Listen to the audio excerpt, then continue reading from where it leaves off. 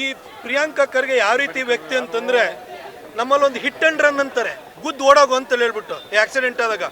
ಈ Priyanka ಖರ್ಗೆದು spit and run ಅಂತ ಉಗಿದು ಓಡೋಗಂಥದ್ದು.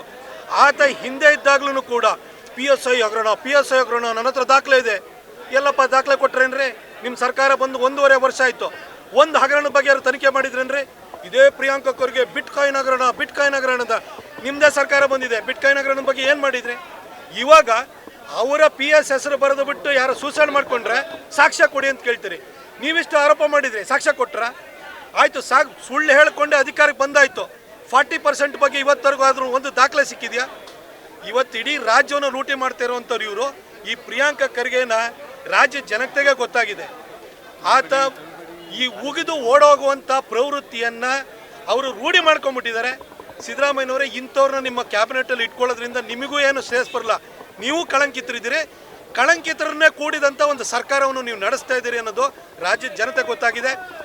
ನಾಳೆ ಬೆಳಗಿನ ಚುನಾವಣೆ ಆದರೆ ನೀವು ನಿರ್ನಾಮ ಆಗಿ ಹೋಗ್ತೀರಿ.